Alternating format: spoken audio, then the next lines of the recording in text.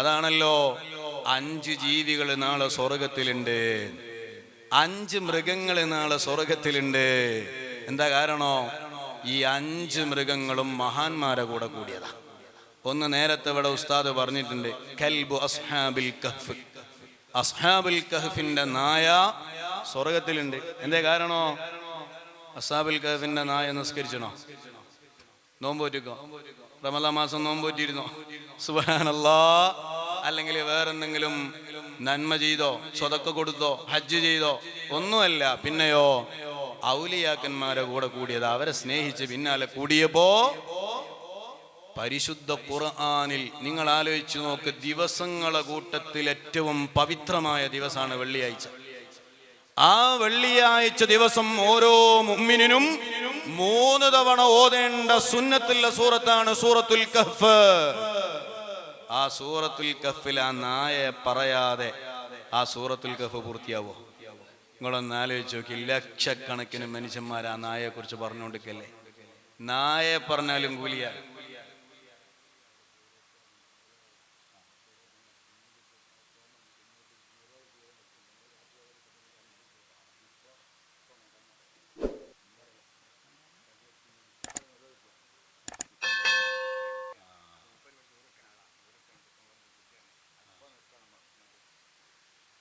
നമ്മുടെ ഈ മജ്ലിസിൽ ഭക്ഷണം വെച്ച് തരുന്ന ആവിലോറക്കാരനായ സഹോദരൻ, അദ്ദേഹത്തിൻ്റെ കുട്ടി നിർത്താതെ കരഞ്ഞുകൊണ്ടിരിക്കുകയാണ് എന്ന് പറഞ്ഞു. ഇന്നലെയും ഇവിടുന്ന് മന്ദിരിച്ച് പോയതാണ് അല്ലേ? ഇത് വേറെ ആളാ. ഇന്നലെ മന്ദിരിച്ച് മാറിയില്ലേ? അൽഹംദുലില്ലാഹ്. ഇന്ന് വല്ലാതെ പ്രയാസപ്പെടുന്നു എന്ന് പറഞ്ഞു. അള്ളാഹു ഈ മജ്ലിസിൻ്റെ ബർക്കത്ത് കൊണ്ട് അള്ളാഹുവേ, എന്ത് പ്രയാസം ഉണ്ടെങ്കിലും നീ അത് തട്ടിമാറ്റി കൊടുക്കണേ അല്ലാഹ്, ദൂരീകരിച്ചു കൊടുക്കണേ അല്ലാഹ്. ഈ ദുആ ചെയ്യുന്നവൻ സാധുവാണ്, ഒന്നിനും പറ്റാത്തവനാണ്. പക്ഷേ അല്ലാഹുവേ, റിഫായി ശൈഖിന്റെയും മുഹീദ്ദീൻ ശൈഖിന്റെയും ഖുതുബുൽ ആലമിന്റെയും ഒക്കെ പേരിലാണ് ഈ മജ്ലിസ് ഇവിടെ നടക്കുന്നത്. അല്ലാഹ്, അവരെ ബർക്കത്ത് കൊണ്ട് പരിപൂർണ ശിഫ നൽകണേ അല്ലാഹ്. പറഞ്ഞു വന്നത്, ആ നായയെ പറയാതെ, നായന്റെ മൗലിദ വെള്ളിയാഴ്ച ഓതുന്നത് ഇതാ പറഞ്ഞത്. അസ്ഹാബുൽ കഹ്ഫിന്റെ നായന്റെ മൗലിദ് 3 വട്ടോ പള്ളിയിലിരുന്ന് ഓതല്. നിങ്ങൾ ആലോചിച്ചു, പള്ളിയിൽ പോയിട്ടിരുന്ന് ഓത് തന്നെ. എന്തേ? നായനെ പള്ളിയിൽ നമ്മൾ കയറ്റലുണ്ടോ? സുബ്ഹാനല്ലാഹ്. നായനെ തൊട്ടാലോ 7 വട്ടം കഴുകണം. അതിലൊന്ന് മണ്ണ് കലക്കിയ വെള്ളം കൊണ്ട് തന്നെ കഴുകണോ? സോപ്പ് മതിയാവില്ല. ആ അക്കോലത്തിൽ മണ്ണ് കലക്കിയിട്ട് കഴുകണോ? ഈ നായന്റെ മൗലിദാണ് വെള്ളിയാഴ്ച 3 വട്ടം ചെല്ലല്, ഓതല് സുന്നത്തുണ്ട് എന്ന് പഠിപ്പിച്ചത്. എന്താ ഈ നായക്ക് എത്ര വലിയ ബഹുമാനം? വലിയ തറവാടിയായ മനുഷ്യനും പോയിട്ട് നായന്റെ മൗലിദ ഓതുന്ന വെള്ളിയാഴ്ച. നിങ്ങൾ ആലോചിച്ചു, എന്തേ ഈ തറവാടിയേക്കാളും വലിയ ബഹുമാനം ആ നായക്ക് കിട്ടാനുള്ള കാരണം? ആ നായ മഹാന്മാരായ അസ്ഹാബുൽ കഹ്ഫിന്റെ കൂടെ കൂടിയതാ. അതുപോലെ മഹാനായ സ്വാലിഹ് നബി അലൈഹിസ്സലാമിന്റെ ഒട്ടകമുണ്ട്, അതും നാളെ സ്വർഗത്തിൽ ഉണ്ടാവും. അതുപോലെ യൂസുഫ് നബി അലൈഹിസ്സലാമിന് പകരം, ഇസ്മായിൽ നബി അലൈഹിസ്സലാമിന് പകരം അറുക്കപ്പെട്ട ഒരാടുണ്ട്, അത് സ്വർഗത്തിലാണ്.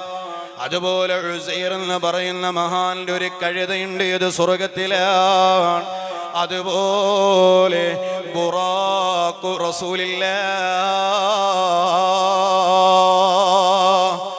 റസൂലുള്ളാഹി തങ്ങളുടെ ബുറാഖ് എന്ന് പറയുന്ന വാഹനം, ആ മൃഗം നാളെ സ്വർഗത്തിലാണ്. അല്ലാഹുവേ, ആ സ്വഹാബുൽ കഹ്ഫിലെ നായകളെ പോലെയെങ്കിലും മഹാന്മാരെ കൊണ്ട് ഞങ്ങളെയും നീ കബൂലാക്കി തരണേ അല്ലാഹ്. ഞങ്ങളെയും നീ സ്വീകരിക്കണേ അല്ലാഹ്. ഞങ്ങളെയും നീ നന്നാക്കി തരണേ അല്ലാഹ്.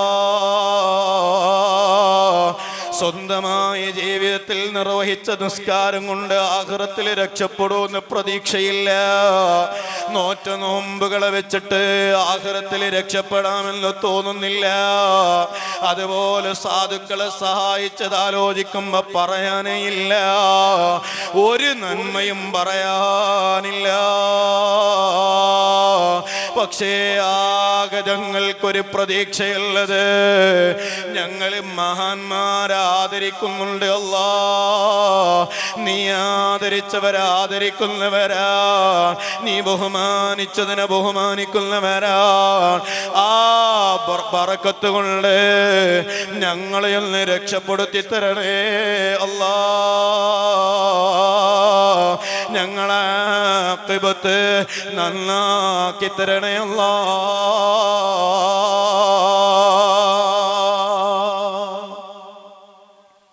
ഇതിങ്ങനെ പറയുമ്പോൾ ഓർമ്മ വരികയാണ്, മഹാന്മാരെ പിടിച്ചാൽ വലിയ പവറാണ്. മഹാനായ ബഹറുൽ ഉലൂം ഉസ്താദുൽ അസാതീദ് ഓക്കെ ഉസ്താദ്, അല്ലാഹുവേ അവരെ ദറജ വർദ്ധിപ്പിച്ചു കൊടുക്കണേ അല്ലാ. മഹാനായ സുൽത്താനുൽ ഉലമയുടെയും അതുപോലെ റഈസുൽ ഉലമയുടെയും അവരുടെ ഒക്കെ ഉസ്താദാണ് മഹാനായ ശൈഖുന ബഹറുൽ ഉലൂം ഓക്കെ ഉസ്താദ്. ഈ മാസം മഹാനുഭാവന്റെ ആണ്ടുകൂടെ നടക്കുന്ന മാസമാണ്. അല്ലാഹുവേ നീ ആ മഹാനുഭാവന്റെ ദറജ വർദ്ധിപ്പിച്ചു കൊടുക്കണേ അല്ലാ. കോഴിക്കോട് ജില്ലയിലുള്ള അഹ്സനിമാരാകുന്ന ആളുകൾ അവരെല്ലാവരും കൂടെ സംഘടിച്ച് ഈ വർഷവും ഇൻഷാ അല്ലാഹ് ഡിസംബർ 8 മർക്കസിൽ വെച്ച് മഹാനായ ബഹറുൽ ഉലൂം ഉസ്താദുൽ അസാതീദ് മഹാനവറുകളുടെ അനുസ്മരണ പരിപാടി നടത്തുകയാണ്. നിങ്ങളൊക്കെ അതിൻ്റെ പരിസരത്തുള്ളവരാണ്. ഇൻഷാ അല്ലാഹ് 2 മണി മുതൽ 5 മണി വരെ അവിടെ പരിപാടി നടക്കും. കഴിയുന്ന ആളുകളൊക്കെ അതിന് സംഗമിക്കണമെന്ന് സാന്ദർഭികമായി നിങ്ങളോടൊക്കെ ഉണർത്തുകയാണ്. അല്ലാഹു ആ മഹാനുഭാവന്റെ ദറജ വർദ്ധിപ്പിച്ചു കൊടുക്കട്ടെ. അവരുടെ പൊരുത്തം കിട്ടുന്നവരല്ലാഹു നമ്മളെ ഉൾപ്പെടുത്തി തരട്ടെ. മഹാനായ ശൈഖുന ബഹറുൽ ഉലൂം ഉസ്താദുൽ അസാതീദ് അവിടുന്ന് ആറ്റുനോറ്റ് വളർത്തിയ സ്ഥാപനമാണ് ഇഹ്യാഉസ് സുന്ന ഒതുക്കുങ്ങലുള്ളത്. ഇന്ന് റഈസുൽ ഉലമ, ഇന്നും അന്നും ഒക്കെ റഈസുൽ ഉലമയാണ് അതിൻ്റെ തലപ്പത്ത് ബഹുവന്യരായ ഉസ്താദ് ഏൽപ്പിച്ചത്. സുബ്ഹാനല്ലാഹ്, ചില രാഷ്ട്രീയ പ്രശ്നങ്ങൾ കാരണമായിട്ട് ആ ഒതുക്കുങ്ങൽ ഇഹ്യാഉസ് സുന്ന അടച്ചുപൂട്ടേണ്ട ഒരവസ്ഥ വന്നു. ചില രാഷ്ട്രീയക്കാരതിനെ പൂട്ടിച്ചൊരു ഘട്ടമുണ്ടായിട്ടുണ്ട്. സുബ്ഹാനല്ലാഹ്, ഞാൻ ആ കാര്യം നീ ഇപ്പൊ പറയുന്നില്ല. ഇപ്പൊ പറയുമ്പോ എലക്ഷൻ മുന്നിൽ വെച്ച് പറയാണോ എന്ന് ചിലക്ക് തോന്നിപ്പോകും. ഞാൻ അതല്ല പറയുന്നത്. എൻ്റെ വിഷയം എലക്ഷനും ഒന്നുമല്ല. നിങ്ങൾ ആർക്ക് വോട്ട് ചെയ്താലും ആരെ കൂടെ നിന്നാലും എനിക്ക് കുഴപ്പമില്ല. ഞാൻ പറയുന്നത് മഹാന്മാരെ പിടിച്ചാൽ അവരുടെ ഒരു സഹായം ഉണ്ടാകുന്നുള്ളത് ഉറപ്പാണ്. അന്ന് ഒതുക്കുങ്ങൽ ഇഹ്യാഉസ് സുന്ന അത് പൂട്ടേണ്ട സാഹചര്യം വന്നു. അവിടെയുള്ള മുതഅല്ലിമീങ്ങളെ മുഴുവനും ഉസ്താദുൽ അസാതീദ് ഓക്കെ ഉസ്താദിന്റെ വീട്ടിൽ കൊണ്ടുപോയിട്ട് അവിടുന്ന് ദർസ് നടത്തുകയാണ്. വല്ലാത്ത പ്രയാസകരമായ അവസ്ഥ. കോളേജ് പൂട്ടി വല്ലാത്തൊരവസ്ഥയിൽ ഇങ്ങനെ നിൽക്കുമ്പോ ആ രാഷ്ട്രീയക്കാരായ ആളുകള് ഉസ്താദുൽ അസാതീദിന്റെ വീട്ടിന്റെ മുന്നിൽ വന്നിട്ട് വലിയ മുദ്രാവാക്യങ്ങളൊക്കെ വിളിച്ച് വലിയ തെറിയഭിഷേകങ്ങളൊക്കെ നടത്തി. ഇതിങ്ങനെ കേട്ടപ്പോൾ മഹാനായ ഓക്കെ ഉസ്താദ് ചോദിക്കാണോലോ, ഒരു മുഅ്മിനായ മനുഷ്യൻ ഇങ്ങനൊക്കെ പറയാനാവോ? കാരണം അവരൊന്നും അങ്ങനെ ഒരു വാക്ക് ചിന്തിച്ചിട്ട് പോലുമില്ല. ഒരു മുഅ്മിനിന്റെ നാവെന്ന് ഇങ്ങനൊക്കെ പറയാൻ കഴിയോ? മഹാനായ ഓക്കെ ഉസ്താദ് ചോദിച്ചു പോകാണ്. എൻ്റെ വിഷയം അതല്ല. അന്ന് ആ കോളേജ് തുറക്കാൻ വേണ്ടിയിട്ട് മഹാനായ ശൈഖുനാക്ക് വല്ലാതെ സഹായം ചെയ്തു കൊടുത്ത ഒരു മനുഷ്യനുണ്ടായിരുന്നു. അയാളും ഒരു രാഷ്ട്രീയക്കാരനാണ്. കാര്യമായിട്ട് മതപരമായ കാര്യങ്ങളിൽ വലിയ താല്പര്യങ്ങളൊന്നും അക്കാലത്ത് കാണിക്കാത്ത ഒരു മനുഷ്യൻ.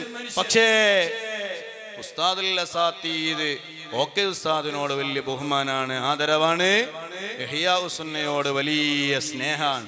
അതുകൊണ്ട് ഈ കോളേജ് തുറപ്പിക്കണം, അതിൻ്റെ വേണ്ടി വല്ലാതെ അധ്വാനിച്ചു നടന്നു. ആ മനുഷ്യൻ വഫാത്താകുന്ന മരണപ്പെടുന്ന സമയത്ത് എനിക്കോർമ്മയുണ്ട്, മഹാനായ റഈസുൽ ഉലമയുടെ മകൻ കൂടെയായ ഞങ്ങളുടെ ബഹുവന്യരായ ഉസ്താദ് അബ്ദുൽ അഹ്സനി ഉസ്താദ് നമ്മുടെ കേന്ദ്ര മുശാവറയുടെ സ്ഥിരക്ഷണിതാവ് കൂടെയാണ്. ആ ഉസ്താദ് പറഞ്ഞു തന്നത് ഓർമ്മയുണ്ട്. മരണസമയത്ത് ഇങ്ങനെ കിടക്കുമ്പോ ആ മനുഷ്യൻ ഇങ്ങനെ പറയാൻ, ലാ ഇലാഹ ഇല്ലല്ലാഹ് മുഹമ്മദുർ റസൂലുള്ളാഹ്. ഇതിങ്ങനെ പറഞ്ഞപ്പോ അടുത്ത് നിൽക്കുന്ന ആരോ പറഞ്ഞോലോ, ലാ ഇലാഹ ഇല്ലല്ലാഹ് മാത്രം ചൊല്ലിയാ മതിയല്ലോ, മുഹമ്മദുർ റസൂലുള്ള ഇപ്പൊ പറഞ്ഞില്ലെങ്കിലും കുഴപ്പമില്ലല്ലോ എന്ന് പറഞ്ഞപ്പോ ആ മനുഷ്യൻ പറഞ്ഞു പോലും ഞാനിത് ഫുള്ളായിട്ടൊന്നങ്ങോട്ട് പറഞ്ഞ് മരിക്കട്ടെ. ലാ ഇലാഹ ഇല്ലല്ലാഹ് മുഹമ്മദുർ റസൂലുള്ളാഹ് പൂർണ്ണമായ ഷഹാദത്ത് ചൊല്ലിയ മനുഷ്യൻ ലോകത്തോട് വിട പറയുന്ന രംഗം അന്നുള്ള ആളുകൾ കണ്ടു എന്ന് പറയുന്നു. നിങ്ങൾ ആലോചിച്ച്, മഹാന്മാരെ കൂടെ കൂടിയാൽ നമ്മളെ ഖൽബ് നന്നായി കിട്ടും, നമ്മളെ ഖൽബ് നന്നായി കിട്ടും. അല്ലാഹു തൗഫീക്ക് നൽകട്ടെ. നമ്മൾ റസൂലുള്ളാഹിന്റെ ഉമ്മത്തിൽ ഒരു മെമ്പറാണ്. ബുശ്റാ ലനാ മഅ്ശറൽ ഇസ്ലാമി ഇന്ന ലനാ മിനൽ ഇനായത്തി റുക്നൻ ഗൈറ മുൻഹദിമി. ഓ മുസ്ലിമീങ്ങളെ, മഹാനായ ഇമാം ബൂസൂരി തങ്ങളും പറയുന്നത് കാണാം. ഓ മുസ്ലിമീങ്ങളെ, പേടിക്കേണ്ടതില്ല.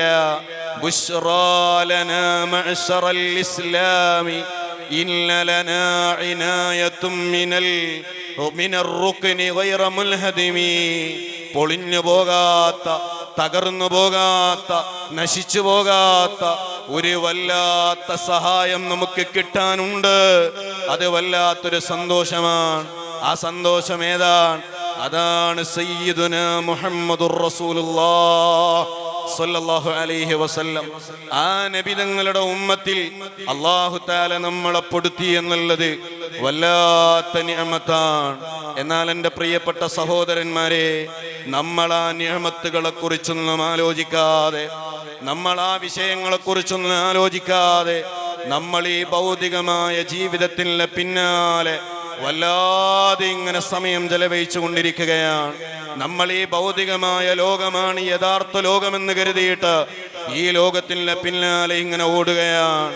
എന്നാൽ മഹത്തുക്കളായ ആളുകൾ അവരല്ലാഹു ചെയ്തു കൊടുത്ത നിഅമത്തുകളെ മറക്കാതെ ഈ ലോകത്തിന്റെ യാഥാർത്ഥ്യം എന്താണെന്ന് മനസ്സിലാക്കി, ഇത് നശ്വരമായ ലോകമാണ്, ഇന്നല്ലെങ്കിൽ നാളെ ഇല്ലാതെയായി പോകാനുള്ള ലോകമാണ്, വരാനുള്ള ഒരു ലോകമുണ്ട്.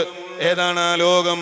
വൽ ആഖിറതു ഖൈറും വഅബ്ഖാ ഇന്ന ഹാദാ ലഫിസ് സുഹുഫിൽ ഊലാ സുഹുഫി ഇബ്രാഹീമ വമൂസാ.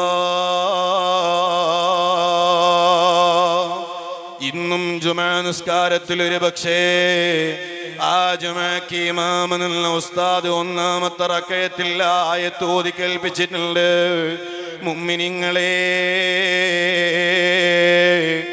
ആഖിറം മറന്നു പോകല്ല, ദുനിയാവിലെ പിന്നാലെ ഓടല്ല. ഈ ദുനിയാവ് നശിക്കാനുള്ളതാ. കുല്ലു മൻ അലൈഹാ ഫാൻ വയബ്ഖാ വജ്ഹു റബ്ബിക ദുൽ ജലാലി വൽ ഇക്റാം. ഈ ദുനിയാവിൽ ഏത് വലിയ പവർ കിട്ടുമ്പോഴും, ഈ ദുനിയാവിൽ ഏത് വലിയ സ്ഥാനം ലഭിക്കുമ്പോഴും, ഈ ദുനിയാവിൽ ആര് നമ്മളെ ആദരിക്കുമ്പോഴും, ആര് നമ്മളെ ബഹുമാനിക്കുമ്പോഴും, എത്ര വലിയ പവറ് സമ്പത്ത് നമുക്ക് ഈ ദുനിയാവിൽ ലഭിക്കുമ്പോഴും നമ്മളുടെ മനസ്സിൽ കിബർ വരാതിരിക്കാൻ ഈ ആയത്ത് നമ്മളുടെ മനസ്സിലൊരു ഓർമ്മയിലുണ്ടായാൽ മതി കേട്ടോ. എന്തേ അല്ലാഹു തആല പറഞ്ഞു തരുന്നത്? കുല്ലു മൻ അലൈഹാ ഫാൻ. മോനെ, ഈ ദുനിയാവിലുള്ള എല്ലാ പവറുകളും, എല്ലാ സൗകര്യങ്ങളും, എല്ലാ ആർഭാടങ്ങളും എല്ലാം അലൈഹാ ഫാൻ. അതെല്ലാം ഇന്നല്ലെങ്കിൽ നാളെ നശിച്ചു പോകാനുള്ളതാ. എന്നാൽ വയബ്ഖാ വജ്ഹു റബ്ബിക ദുൽ ജലാലി വൽ ഇക്റാം. യജമാനനായ അള്ളാഹു മാത്രമേ ബാക്കിയുണ്ടാവൂ. ആ അള്ളാഹുവിൻ്റെ തൃപ്തി കിട്ടാൻ വേണ്ടി ചെയ്തത് മാത്രമേ ബാക്കിയുണ്ടാവൂ. അലാ കുല്ലു ശൈഇൻ മാ ഖലല്ലാഹ ബാതിലു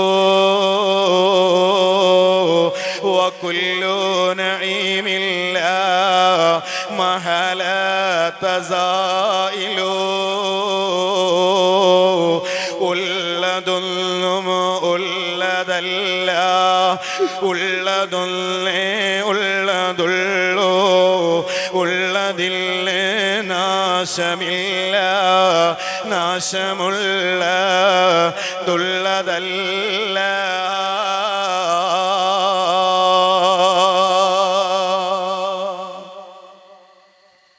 ഈ ബോധം നമ്മളുടെ മനസ്സിലേത് സമയത്തും ഉണ്ടാവണം. അള്ളാഹു നമ്മളെ അവന്റെ ചിന്തയിൽ നിന്ന് കൽബ് മുറിഞ്ഞു പോകുന്നവരിൽ പെടുത്താതെ അവന്റെ സ്മരണയിൽ ജീവിക്കുന്ന മുഅ്മിനീങ്ങളിൽ അള്ളാഹു നമ്മളെ ഉൾപ്പെടുത്തി തരട്ടെ. നിങ്ങൾ ആലോചിച്ചു നോക്കുന്ന ദുനിയാവിന്റെ പിന്നാലെ ഇങ്ങനെ ഓടിക്കൊണ്ടേയിരിക്കുകയാണ്. ദുനിയാവ് കിട്ടാൻ വേണ്ടിയിട്ട് നിസ്കാരം ഖളാ ആക്കാൻ യാതൊരു മടിയുമില്ല. 5 മിനിറ്റ് നേരത്തെ എത്തിയാൽ 500 രൂപ കിട്ടും. 5 മിനിറ്റ് നേരത്തെ എത്തിയാൽ 500 രൂപ കിട്ടും. എന്നാലോ 5 മിനിറ്റ് വൈകിപ്പോയാൽ നിസ്കാരം കിട്ടും, 500 മുടങ്ങും. എന്തേ നമ്മൾ തിരഞ്ഞെടുക്കാറുള്ളത്? തൽക്കാലം നിസ്കാരം പോട്ടെ, 500 കിട്ടട്ടെ. ഇതാണ് നമ്മളുടെ സ്വഭാവം. ബസ്സിൽ കയറി പോവുകയാണെങ്കിൽ ആ ബസ്സിന് കൂലി കൊടുക്കണം, കുഴപ്പമൊന്നുമില്ല. പക്ഷേ ളുഹർ നിസ്കാരം നിസ്കരിക്കാനുള്ള നേരമുണ്ട്, ബസ് വരാനായിട്ടേ ഉള്ളൂ. എന്നാൽ അപ്പോഴാണ് ഒരാൾ കാറ് സൈഡാക്കിയിട്ട് നിങ്ങൾ അങ്ങോട്ടാ കുന്നമംഗലത്തേക്കാണ് അല്ലെ കോഴിക്കോട്ടേക്കാണ്, ഞാനും അങ്ങോട്ടാണെന്നാ കയറിക്കോളീ. സുബ്ഹാനല്ലാഹ്, കയറിയാലോ ഇയാൾ തിരക്കിട്ട് പോവുക, ളുഹർ നിസ്കാരം ചിലപ്പോൾ കിട്ടൂല. എന്നാൽ 10 മിനിറ്റ് കഴിഞ്ഞാൽ ബസ് കിട്ടും. ആ ബസ്സിനൊരു 10-20 രൂപ കൊടുത്താൽ കോഴിക്കോട് അങ്ങാടിയിലെത്താം, ളുഹർ നിസ്കാരവും കിട്ടും. നമ്മൾ ഏതാ തിരഞ്ഞെടുക്കാറുള്ളത്? തൽക്കാലം AC ഇട്ട കാറിൽ പോകാൻ വലിയ സൗകര്യമാണ്, ബുദ്ധിമുട്ടുണ്ടാകൂല. അതുകൊണ്ട് 5 വക്ത് നിസ്കാരത്തിലെ ളുഹർ നിസ്കാരം നമ്മളങ്ങ് മറന്നു കളയാണ്. ഇങ്ങനെ ദുനിയാവിന് വേണ്ടിയിട്ട് ആഖിറത്ത് വല്ലാതെ മറന്നു പോകുന്നു. ആ ആഖിറത്തിനെ കുറിച്ച് യാതൊരു ചിന്തയും നമ്മളുടെ മനസ്സിലില്ല. നമ്മളെല്ലാവരും ഈ ദുനിയാവിന്റെ പിന്നാലെ ഇങ്ങനെ ഓടുന്ന ഓട്ടം കാണുമ്പോൾ ഈ ദുനിയാവിൽ മരണമില്ലാതെ എല്ലാ കാലത്തും ജീവിക്കാനുണ്ട് എന്ന് തോന്നിപ്പോവുകയാണ്. എന്നാൽ ആ ളുഹറും കളാക്കിയിട്ട് കാറിൽ കയറിയിട്ട് കോഴിക്കോട് ടൗണിലേക്ക് പോകുമ്പോ 500 രൂപ ലാഭം കിട്ടാനാണ്. പോകുന്ന വഴിയിൽ വണ്ടി ആക്സിഡന്റിൽ പെടുന്നു, അതേ ആള് മരിച്ചു പോകുന്നു. ഇത്രേ നമ്മളുടെ മുന്നിലുള്ള ജീവിതമുള്ളൂ. സുബ്ഹാനല്ലാഹ്, രാവിലെ നല്ല ആരോഗ്യത്തോടെ എഴുന്നേറ്റ ആള് വീട്ടിൽ നിന്ന് നല്ല ആരോഗ്യവാനായി ജോലിക്ക് ഇറങ്ങിയവനാണ്. എന്നാൽ വൈകുന്നേരം അതാ അവന്റെ ചലനമറ്റ ശരീരം കൊണ്ടുവരുന്നു.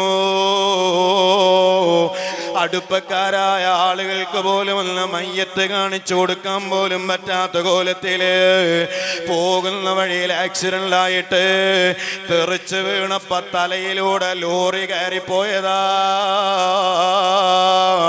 ബസ് കയറിപ്പോയതാ.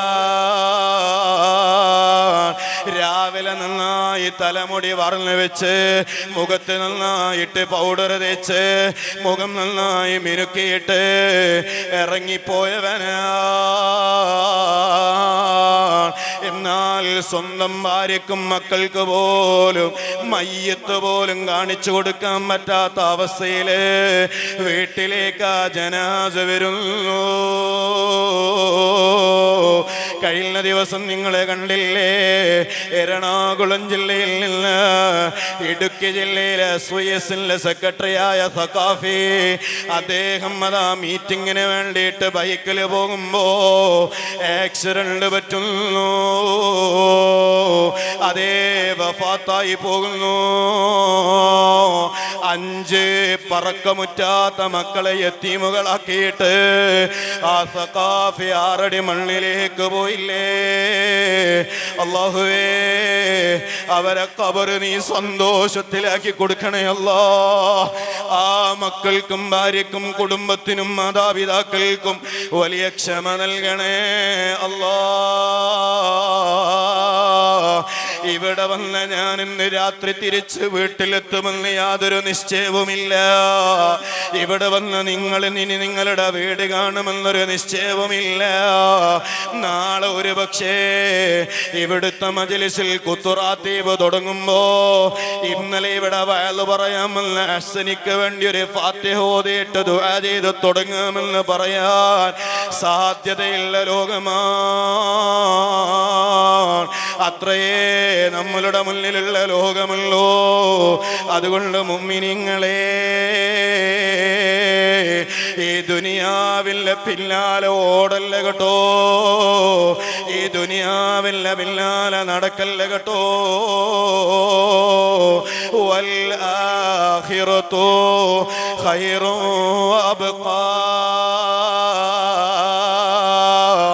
എല്ലാ കാലത്തും നിലനിൽക്കുന്ന ഒരു ലോകമുണ്ട്, നാശമില്ലാത്തൊരു ലോകമുണ്ട്, അവസാനമില്ലാത്തൊരു ലോകമുണ്ട്, മരണമില്ലാത്തൊരു ലോകമുണ്ട്. ആ ലോകമേതാണ്? തിൽക്കദ്ദാറുൽ ആഖിറ നജഅലുഹാ ലില്ലദീന ലാ യുരീദൂന ഉലുവൻ ഫിൽ അർളി വലാ ഫസദാ വൽആഖിബതു ലിൽമുത്തഖീൻ. ആർക്കാണ് ആഖിറമാകുന്ന നശിക്കാത്ത ലോകം? ആർക്കാണ് മരണമില്ലാത്ത ലോകത്തെ വിജയമല്ല സംവിധാനിച്ചത്? തിൽക്കദ്ദാറുൽ ആഖിറ നജഅലുഹാ ലില്ലദീന ലാ യുരീദൂന ഉലുവൻ ഫിൽ അർളി വലാ ഫസദാ. ദുനിയാവിലെ പിന്നാലെ ഓടാത്ത ആളുകൾക്ക് ആഖിറമുള്ളത്. ലാ യുരീദൂന ഉലുവൻ ഫിൽ അർള്. അവര് ഭൂമിയിൽ ജീവിക്കുമ്പോ യാതൊരു ഉന്നതിയും അവരെ ലക്ഷ്യം വെക്കൂല. എല്ലാ ആളുകളും ബഹുമാനിക്കണമെന്ന ചിന്ത അവർക്കുണ്ടാവൂല. എല്ലാ ആളുകളെ ആദരിക്കണമെന്ന ചിന്തയുണ്ടാവൂല. എന്നെ വലിയ നേതാവാക്കണമെന്ന ചിന്തയുണ്ടാവൂല. മഹല്ലിലെ പ്രസിഡന്റ് ആവാനുള്ള എല്ലാ യോഗ്യതയും എനിക്ക് തന്നെയാണുള്ളത്. എല്ലാം ആക്കിയില്ലെങ്കിൽ ഞാനിനി ആ പള്ളിയിൽ ജുമക്ക് പോലും പോകൂല. ഇങ്ങനെയുള്ളൊരു മാനസിക അവസ്ഥ ആഖിറം ലക്ഷ്യം വെച്ച് ജീവിക്കുന്ന ആളുകൾക്ക് ഒരിക്കലും തന്നെ ഉണ്ടാവൂല. ലാ യുരീദൂന ഉലുവൻ ഫിൽ അർളി വലാ ഫസദാ.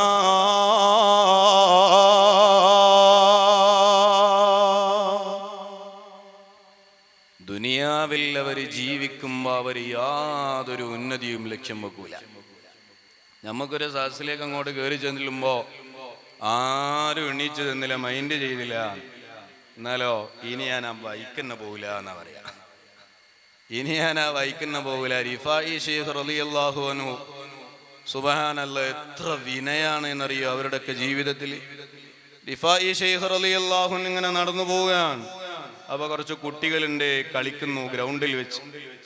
അപ്പൊ റിഫായി ശൈഖ് അതിലൊരു കുട്ടിയോട് ചോദിച്ചു, എടാ നീ ആരുടെ മോനാണ് എന്ന് ചോദിച്ചു. നിന്റെ ബാപ്പ ആരാ? സാധാരണ ഒരു കുട്ടിനെ കണ്ടാ നമ്മൾ ചോദിക്കുന്ന ചോദ്യാണ്. റിഫായി ശൈഖ് ചോദിക്കാണ്, നീ ആരുടെ മോനാണ് എന്ന് ചോദിച്ചു. അപ്പൊ ആ കുട്ടി തിരിഞ്ഞു നിന്നിട്ട് ചോദിച്ചു, ഞാൻ ആരെ മോനാന്ന് പറഞ്ഞിട്ട് ഇങ്ങക്ക് എന്താ കാര്യം എന്ന് ചോദിച്ചു. സുബ്ഹാനല്ലാഹ്, ഞാൻ ആരെ മകനാണ് എന്നറിഞ്ഞിട്ട് നിങ്ങൾക്ക് എന്താ കാര്യമുള്ളത്? അപ്പഴാ റിഫായി ശൈഖ് ആലോചിച്ചത്, ശരിയാണല്ലോ, അവൻ ആര മോനാണ് എന്ന് അറിഞ്ഞിട്ട് എനിക്കൊരു കാര്യമില്ല.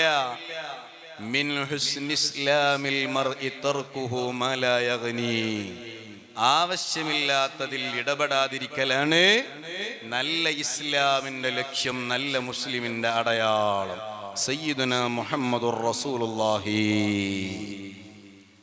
നമ്മളോടാണ് ഒരാൾ പറഞ്ഞതെങ്കിൽ മാത്രമല്ല, റിഫായി ശൈഖ് ആ കുട്ടി അങ്ങനെ ചോദിച്ചപ്പോ റിഫായി ശൈഖ് പിന്നെ ആ കുട്ടിയെ കാണുമ്പോ ബഹുമാനിക്കായിരുന്നു എന്നാ. എന്താ ബഹുമാനിക്കാനുള്ള കാരണോ? ആവശ്യമില്ലാത്തതിൽ ഇടപെടരുത് എന്ന് ഒന്നുകൂടെ ഓർമ്മപ്പെടുത്തി കൊടുത്ത ആളാണ് ആ കുട്ടി. നമ്മളാണെങ്കിൽ ആ കുട്ടീനെ മറക്കൂല. റിഫായി ശൈഖും മറന്നിട്ടില്ല, പക്ഷെ ബഹുമാനത്തോടാ മറക്കാതെന്നത്. നമ്മളും മറക്കൂല. നമ്മളെന്താ പറയാ, കുരുത്തം കെട്ട കുട്ടിയാട്ടോന്നറിയാം. സുബ്ഹാനല്ലാഹ്. വേറെ ആൾക്കാരോട് ചിലപ്പോ പറയൂ, ആൾക്കാരുടെ നിന്നും ചെറിയവനോട് വർത്താൻ പറയാൻ നിൽക്കണ്ട, കുരുത്തം കെട്ടതാണ്, തെറിച്ച കുട്ടിയാണ് എന്നറിയും. നമ്മൾ അതോടുകൂടെ സർട്ടിഫിക്കറ്റ് കൊടുത്തു കഴിഞ്ഞു. റിഫായി ശൈഖ് പറയാണ്, പിൽക്കാലത്ത് ആ കുട്ടിയെ കാണുമ്പോ ബഹുമാനിക്കലാണ്. എന്താ കാരണം? അനാവശ്യമായ കാര്യത്തിൽ ഇടപെടരുത് എന്ന ആശയം മുത്തുനബി പഠിപ്പിച്ചു തന്ന ആശയമാണ്. എന്നാൽ അറിയാതൊന്ന് ചോദിച്ചപ്പോ ആ കുട്ടി തിരിച്ചു ചോദിച്ച്, നിങ്ങൾക്ക് എന്താ കാര്യം? കാര്യമില്ലാത്തത് എന്തിനാ അന്വേഷിക്കുന്നത്? അല്ലാഹുവേ, ആ മഹാന്മാരെ പോലെ വിനയത്തോടെ ജീവിക്കാൻ ഞങ്ങൾക്ക് നീ തൗഫീഖ് നൽകണേ അല്ലാ. ഞങ്ങൾക്ക് നീ അവസരം നൽകണേ അല്ലാ. യാതൊരു ഉന്നതിയും അവരുടെ ജീവിതത്തിൽ അവർ ലക്ഷ്യം വെക്കുക തന്നെയില്ല. നമുക്ക് വീട്ടിലേക്ക് അങ്ങോട്ട് ചെല്ലുമ്പോൾ ഭാര്യ അടുക്കളയിൽ വലിയ പണിത്തിരക്കില്ല. ഭർത്താവാകുന്ന നമ്മൾ അങ്ങോട്ട് കയറി ചെന്നപ്പോൾ അവൾ അറിഞ്ഞില്ല, എന്തോ കാര്യം കൊണ്ട് അവൾ നമ്മളെ മൈൻഡ് ചെയ്തില്ല. എന്നാൽ അന്ന് പ്രശ്നം ഉണ്ടാവാൻ അതുപോലെ. ഞാൻ കയറി വന്നപ്പോൾ ഒരു പച്ച വെള്ളം വേണോന്ന് ചോദിക്കാൻ പോലും കയ്യാത്ത എന്ത് മലമറിക്കുന്ന പണിയാണ് എനിക്ക് ഇവിടെ ഉള്ളത്. ഇതാ നമ്മൾ ചോദിക്കുക. നിങ്ങളാലോചിച്ച് നോക്ക്, മഹാനായ ഉമർ ഇബ്നുൽ ഖത്താബ് തങ്ങൾ. ഞാൻ അങ്ങോട്ടൊന്നും പോവുകയല്ല, ഞാൻ ആ വിഷയത്തിലേക്കൊന്നും പോവുകയല്ല, സാന്ദർഭികമായി ഉണർത്തുന്നു എന്ന് മാത്രം. ഉമർ ഇബ്നുൽ ഖത്താബ് റളിയല്ലാഹു അൻഹുവിന്റെ അടുക്കല് ഒരാൾ പരാതി പറയാൻ ചെന്നു. എന്താ പരാതി? എൻ്റെ ഭാര്യ എന്നെ തീരെ അനുസരിക്കുന്നില്ല, വല്ലാതെ ദേഷ്യം പിടിക്കും ഭാര്യ. ആ പരാതി പറയാനാ പോയത്. ഖലീഫയാണ് ഉമർ ഇബ്നുൽ ഖത്താബ് തങ്ങൾ. മഹാനവറുകൾ ഭരണം നടത്തുന്ന കാലാണ്. ഉമർ ഇബ്നുൽ ഖത്താബ് തങ്ങളുടെ പേര് കേട്ടാൽ ഇബ്ലീസിന് പോലും പേടിയാണ്. അത്ര വലിയ ധീരനായ സയ്യിദുനാ ഉമർ ഇബ്നുൽ ഖത്താബ് റളിയല്ലാഹു അൻഹുവിന്റെ അടുക്കലാണ് ഈ ആള് ചെന്ന് പരാതി പറയാൻ ചെന്നത്. വീട്ടിലേക്ക് അങ്ങോട്ട് എത്തുമ്പോൾ പുറത്ത് നിന്ന് തന്നെ എന്തോ ഒരു സൗണ്ട് ഇങ്ങനെ കേൾക്കുന്നു. അപ്പൊ ഈ മനുഷ്യൻ ഇങ്ങനെ അവിടെ നിന്നിട്ട് എന്താ സൗണ്ട് എന്നിങ്ങനെ നോക്കിയപ്പോ സുബ്ഹാനല്ലാഹ്, മഹാനായ അമീറുൽ മുഅ്മിനീൻ ഉമർ ഇബ്നുൽ ഖത്താബ് തങ്ങളെ നിർത്തിപ്പൊരിക്കാണ് ഭാര്യ. സുബ്ഹാന ജല്ല ജലാലുഹു. ഉമർ ഇബ്നുൽ ഖത്താബ് തങ്ങളോട് എന്റെ ഭാര്യ എന്നെ അനുസരിക്കുന്നില്ല എന്ന് പരാതി പറയാനാ ചെന്നത്. ചെന്ന് നോക്കുമ്പോൾ ഉമർ ഇബ്നുൽ ഖത്താബ് തങ്ങള് ആ ഭാര്യന്റെ മുന്നിൽ ഇങ്ങനെ നിന്നു കൊടുക്കുക സാധുവായിട്ട്. ആ ഭാര്യ ഇങ്ങനെ വല്ലാതെ ദേഷ്യം പിടിക്കുന്നുണ്ട് ഉമർ ഇബ്നുൽ ഖത്താബ് തങ്ങളോട്. നാട് വിറപ്പിക്കുന്ന ഉമർ ഇബ്നുൽ ഖത്താബ് തങ്ങള് ഭാര്യന്റെ മുന്നിൽ ഇങ്ങനെ സാധുവായിട്ട് നിന്നു കൊടുക്കാൻ. ഈ രംഗം കണ്ടപ്പോ ഈ മനുഷ്യൻ മെല്ലനെ തിരിച്ചു പോന്ന്. കാരണം എന്താ? ഈ ഉമർ തങ്ങളോട് പരാതി പറഞ്ഞിട്ട് എന്ത് കാര്യ? എന്റെ വീട്ടിൽ ഇത്ര പ്രയാസമൊന്നുമില്ല, എന്റെ ഭാര്യ ഇത്ര ദേഷ്യം പിടിക്കൊന്നുമില്ല. ഉമർ ഇബ്നുൽ ഖത്താബ് തങ്ങളുടെ ഭാര്യ ഇങ്ങനെ വല്ലാതെ ദേഷ്യം പിടിക്കാൻ മെല്ലനെ തിരിച്ചിങ്ങനെ പോരുമ്പോൾ ഉമർ ഇബ്നുൽ ഖത്താബ് തങ്ങൾ കണ്ടുപോയി. വിളിച്ചു, ഇവിടെ വാന്ന് പറഞ്ഞു. ചെന്നു. എന്തേ വന്നത്? ഒന്നുമില്ല. അല്ല, എന്താ വന്ന കാര്യം? അപ്പൊ പറഞ്ഞു, ഞാനൊരു കാര്യം പറയാനാ വന്നത്, പക്ഷെ അത് നിങ്ങളോട് പറഞ്ഞിട്ട് വലിയ കാര്യം ഉണ്ടെന്ന് തോന്നില്ല. സുബ്ഹാനല്ലാഹ്. വീണ്ടും ഉമർ ഇബ്നുൽ ഖത്താബ് തങ്ങളോട് ഈ മനുഷ്യൻ പറയാൻ, എന്റെ ഭാര്യ എന്നെ അനുസരിക്കുന്നില്ല എന്നുള്ള പരാതി പറയാനാ വന്നത്. വന്നു നോക്കുമ്പോ നിങ്ങളുടെ ഭാര്യ നിങ്ങളെ നിർത്തിപ്പൊരിക്കുകയാണ്. പിന്നെ നിങ്ങളോട് എങ്ങനെ ഞാൻ എന്റെ പ്രയാസം പറയാ? സുബ്ഹാനല്ലാഹ്. നമ്മൾ തുല്യ ദുഃഖിതരാൻ. ആ സമയത്താണ് മഹാനായ സയ്യിദുന ഉമർ ഇബ്നുൽ ഖത്താബ് അവിടുന്ന് പറയാണ്, അല്ലയോ സഹോദരാ,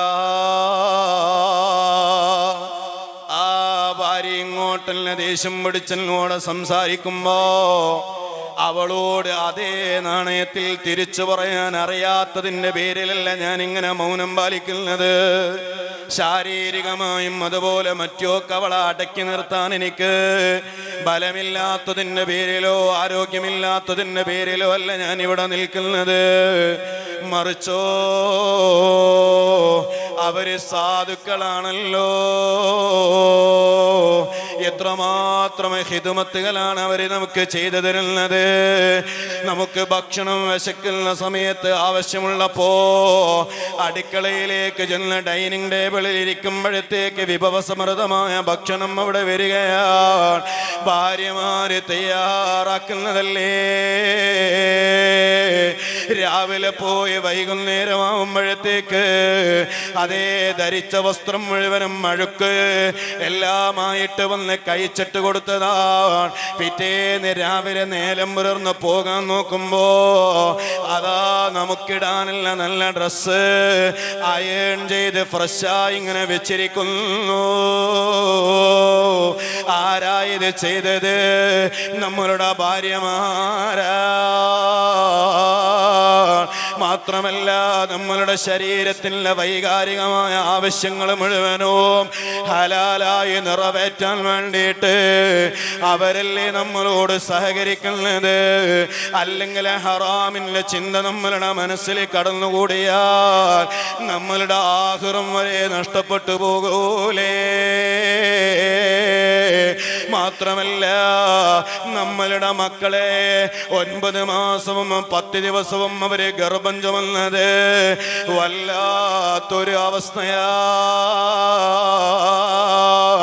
ആ 10 മാസം അവര് സഹിച്ച ത്യാഗങ്ങളൊന്ന് ആലോചിച്ചു നോക്കിയാൽ എപ്പോഴാ അത് നമുക്ക് മനസ്സിലാവല്?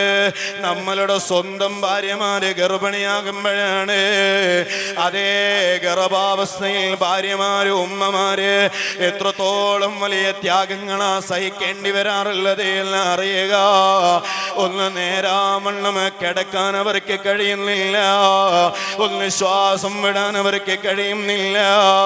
എന്തെങ്കിലും ഒരു വാസന വരുമ്പോഴത്തേക്ക് അവര് ഛർദിക്കുകയാണ്, എന്തെങ്കിലും അവരൊന്ന് കഴിക്കുമ്പോഴത്തേക്ക് അവര് ഛർദിക്കുകയാണ്.